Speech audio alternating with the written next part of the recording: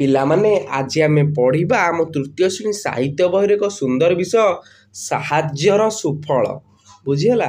ତାହେଲେ ବେଶୀ ଦିନର କଥା ନୁହେଁ, ସେତେବେଳେ ବଙ୍ଗଳାରେ ଅକାଳ ମରୁଡ଼ି ପଡ଼ିଥାଏ।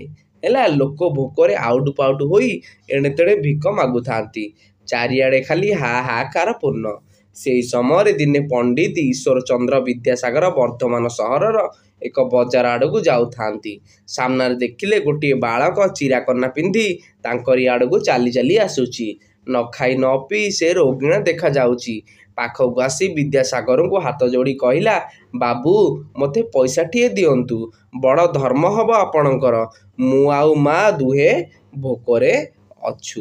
ତାହେଲେ ପିଲାମାନେ, ଏଠି ସାହାଯ୍ୟର ସୁଫଳ ମାନେ ଅନ୍ୟକୁ ସାହାଯ୍ୟ କଲେ ଆମେ ସୁଫଳ ହେବା, ମାନେ ଭଲ ମଣିଷ ହେବା, ଆମକୁ ମଧ୍ୟ ସେଇଟା ପୁଣି ଥରେ ରିଟର୍ଣ୍ଣ ଆସିବ।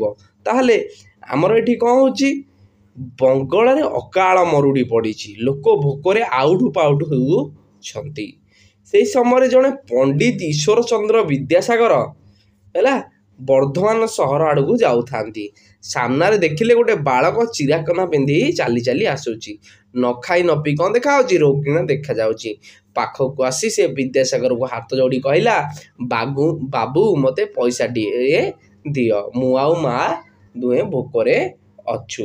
ବୁଝିହେଲା? ଏଠି ଦେଖ, ପିଲାଟି ପଇସା ମାଗୁଛି। ଆରେ ବାବୁ ଜଣକ କ'ଣ କହିଲେ? ଯଦି ମୁଁ ତୋତେ 4 ପଇସା ଦେବି ତେବେ ତୁ କ'ଣ କରିବୁ? ବିଦ୍ୟାସାଗର ତାକୁ ଚାହିଁ କହିଲେ। ହେଲା, ବିଦ୍ୟାସାଗର କହୁଛନ୍ତି ଛୋଟ ବାଳକଟିକୁ। ବାଳକଟି ଉତ୍ତର ଦେଲା, 2 ପଇସାର କିଛି କିଣି ଆଣିବି, ଆଉ 2 ପଇସା ମାଆକୁ ଦେଇଦେବି।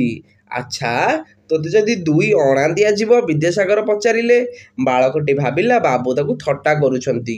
କିଛି ନ କହି ବଡ଼ କରୁଣ ଚାହାଣୀରେ ତାଙ୍କୁ ଚାହିଁଲା। ବିଦ୍ୟାସାଗର ଆଗେଇ ଯାଇ ତା ହାତ ଧରି ପକାଇଲେ। ଖୁବ୍ ଆଦରରେ କହିଲେ, ଯଦି ପ୍ରକୃତରେ ତୋତେ 4 ଅଣା ଦେଇଦେବି ତେବେ ତୁ କ'ଣ କରିବୁ? 4 ଅଣା? ବଡ଼ ଚକିତ ଚାହାଣୀରେ ପିଲାଟି ତାଙ୍କୁ ଚାହିଁଲା। କିଛି କ୍ଷଣ ପରେ ପୁଣି କ'ଣ ଭାବିଲା, ତାହେଲେ ତ ଆମର ବିପଦ ଘୁଞ୍ଚିଯିବ। 2 ଅଣାର ଖାଇବା ଜିନିଷ ନେବି, ଆଉ 2 ଅଣାର ଆମ୍ବ କିଣି ବିକିବି, ସେଥିରେ ମୋର କିଛି ଲାଭ ବାହାରି ପଡ଼ିବ। କିଏ କହୁଛି? ପିଲାଟି କହୁଛି। ବିଦ୍ୟାସାଗର ତାକୁ ଗୋଟିଏ ଟଙ୍କା ଦେଲେ। ପିଲାଟି ଖୁସି କହିଲେ ନ ସରେ। ସେ ତା ଜୀବନରେ ସେ ପର୍ଯ୍ୟନ୍ତ କେବେ ହେଲେ ଟଙ୍କାଟିଏ ଦେଖିନଥିଲା। ସେ ସମୟରେ ଗୋଟିଏ ଟଙ୍କାର ମୂଲ୍ୟ କିଛି ପିଲାମାନେ କମ୍ ନଥିଲା। ଟଙ୍କାକରେ ଅନେକ ଜିନିଷ ମିଳୁଥିଲା ସେହି ସମୟରେ। ବୁଝିହେଲା ପିଲାମାନେ?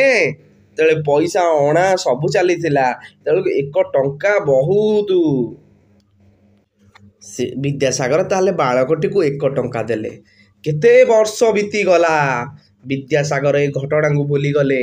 ପୁଣି ଥରେ ବର୍ଦ୍ଧମାନ ଯିବା ପାଇଁ ସୁଯୋଗ ମିଳିଲା। ବଜାରରେ 2-3 ଜଣ ବନ୍ଧୁକ ସାଥିରେ ଯାଉଛନ୍ତି। ସେତିକି ବେଳେ ଜଣେ ଯୁବକ ଆସି ତାଙ୍କୁ ପ୍ରଣାମ ଜଣାଇଲା। ତାପରେ ତାଙ୍କୁ ତା ନିଜ ଦୋକାନ ଭିତରକୁ ଯିବା ପାଇଁ ଖୁବ୍ ଅନୁରୋଧ କଲା। ବିଦ୍ୟାସାଗର ଯୁବକଟିକୁ ଚାହିଁଲେ, କିନ୍ତୁ ଚିହ୍ନି ପାରିଲେ ନାହିଁ। ଯୁବକଟିର ଆଖି ଦୁଇଟି ଲୁହରେ ଭରି ଆସିଲା।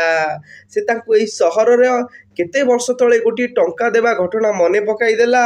କହିଲା, ଆପଣଙ୍କର ସେଇ ଟଙ୍କାରେ ମୁଁ ଫଳ କିଣି ବୁଲି ବୁଲି ବିକ୍ରି କଲି। ପରିଶ୍ରମ କରି ଧୀରେ ଧୀରେ ମୁଁ କିଛି ଟଙ୍କା ମଧ୍ୟ ଜମା କଲି। ପାଖରେ କିଛି ଟଙ୍କା ହୋଇଯିବା ପରେ ଭାବିଲି କେଉଁଠି ଗୋଟିଏ ଜାଗାରେ ଦୋକାନଟିଏ ଖୋଲିବି। ସେଇ ଟଙ୍କାରେ ମୁଁ ଏବେ ଏଇ ଦୋକାନଟେ କରିଛି। ଏହା ହେଉଛି ଆପଣଙ୍କର ସାହାଯ୍ୟର ଫଳ। ବୁଝିହେଲା? ତାହେଲେ ଛୋଟ 1 ଟଙ୍କାରୁ ସେ ଗୋଟେ ବଡ଼ ଦୋକାନ କରିପାରିଲା। ସେଦିନ ଗରିବ ପିଲାଟିକୁ ଗୋଟିଏ ଦୋକାନରେ ମାଲିକ ରୂପେ ଦେଖି ବିଦ୍ୟାସାଗରଙ୍କ ମନ ଆନନ୍ଦରେ ଭରିଗଲା। ତା ପିଠିକୁ ବାରମ୍ବାର ସେ ଥାପୁଡ଼ାଇ ତାକୁ ଧନ୍ୟବାଦ ଦେଲେ। ଯୁବକଟି ତାଙ୍କୁ ଦୋକାନକୁ ଡାକି ନେଲା। ସେଦିନ ତାର ସୌଭାଗ୍ୟର ଦିନ। ବିଦ୍ୟାସାଗର ମଧ୍ୟ ସେଠାକୁ ଗଲେ। ସେ ଚାହୁଁଥିଲେ ଯୁବକଟି କେମିତି ଉତ୍ସାହିତ ହୋଇ ଆହୁରି ଉନ୍ନତି କରୁ। କାହାର ସାହାଯ୍ୟ ସହାନୁଭୂତିକୁ ଉପଯୁକ୍ତ ଭାବରେ କାମରେ ଲଗାଇଲେ ସେଥିରୁ ଉତ୍ତମ ଫଳ ମିଳେ। ତାହେଲେ ସେ ଯେତିକି ସାହାଯ୍ୟ କରିଛନ୍ତି ତାକୁ ସେ ଉତ୍ତମ କାମରେ ଲଗେଇଛି। ତେଣୁ ନିଜେ ଗୋଟେ ଦୋକାନ ଖୋଲିକି ଆଜି ମାଲିକ ହୋଇପାରିଛି। ତେଣୁ ତାଙ୍କୁ ତାଙ୍କ ସାହାଯ୍ୟର ଫଳ ମିଳିଗଲା। ବୁଝିହେଲା ପିଲାମାନେ?